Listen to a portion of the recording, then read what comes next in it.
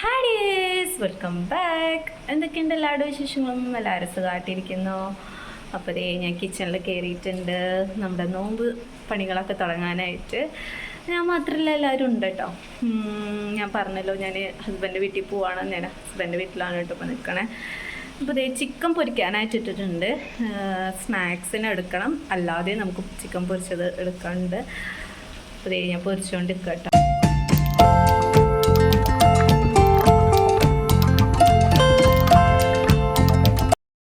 കുറച്ചൊക്കെ പണികളൊക്കെ കഴിഞ്ഞിട്ടുണ്ടായിരുന്നേ. അപ്പോഴാട്ടോ എനിക്കിന്ന് വീഡിയോ എടുക്കണത് ഓർമ്മ വന്നത്.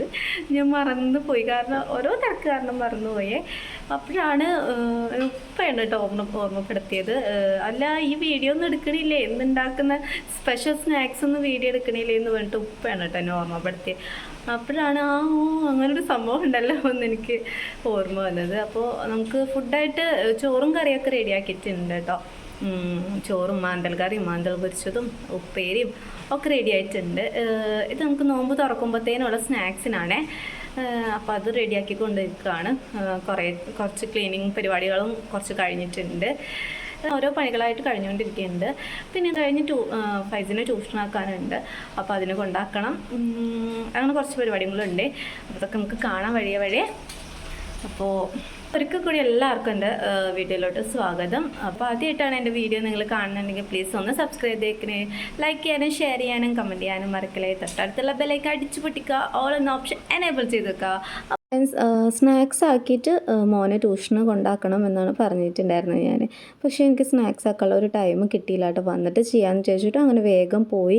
പക്ഷെ നമ്മൾ തിരിച്ചു വരുമ്പോഴത്തേനും നല്ല ലേറ്റായി, ബാങ്ക് കൊടുക്കാറായിട്ടുണ്ടായിരുന്നു. അപ്പോൾ അനിയത്തിയുടെ അടുത്ത് ഞാൻ പറഞ്ഞു സ്നാക്സൊക്കെ വാങ്ങിയിട്ട് വരാം, ഇതിനൊന്നും ചെയ്യേണ്ടെന്ന്. അപ്പോൾ അവൾ ജ്യൂസ് അടിച്ചു വെച്ചിട്ടുണ്ടായിരുന്നു കേട്ടോ. അപ്പോൾ ഒരു എടിപിടി എന്നുള്ളൊരു നോമ്പ് തോറായി.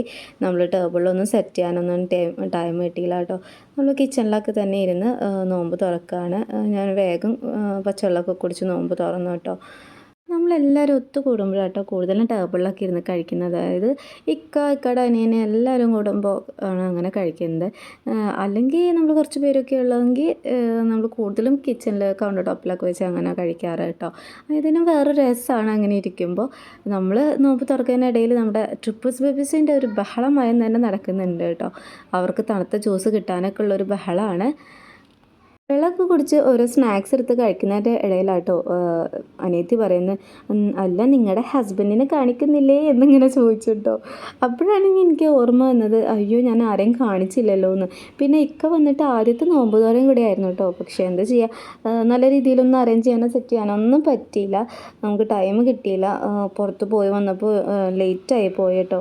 അത് തന്നെ അങ്ങനെയൊക്കെ ആയിപ്പോയി. എന്നാലും കുഴപ്പമില്ല, നമ്മൾ നോമ്പൊക്കെ നല്ല രീതിയിൽ തന്നെ തുറന്നു. ഒരു ഇടിപിടി എന്നുള്ളൊരു അത് മാത്രമായിരുന്നു കേട്ടോ. അപ്പോൾ എൻ്റെ കുടിയും കഴിപ്പൊക്കെ അവിടെ നിർത്തി വെച്ചിട്ട് ഞാൻ അവരെ കാണിക്കാമെന്ന് വിചാരിച്ചു കേട്ടോ. ഹസ്ബൻഡ് സ്നാക്സൊക്കെ ഇരുന്ന് കഴിക്കുന്നുണ്ട്. അപ്പോഴാട്ടോ വീഡിയോ കണ്ടപ്പോൾ സ്നേഹപ്രകടനം നടത്തിയേക്കാമെന്ന് വിചാരിച്ച് ഹസ്ബൻഡ് ഉമ്മയുടെ വായിലൊക്കെ വെച്ച് കൊടുക്കുന്നുണ്ട്.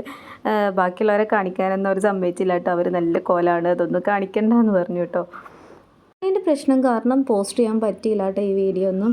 അപ്പോൾ വെറുതെ ഇട്ടേക്കണ്ടെന്ന് വിചാരിച്ച് പോസ്റ്റ് ആക്കുവാണേ. അപ്പോൾ വീഡിയോ ഇഷ്ടപ്പെട്ട ഉറപ്പായി ലൈക്ക് ചെയ്യണേ. നെക്സ്റ്റ് വീഡിയോ കാണാം.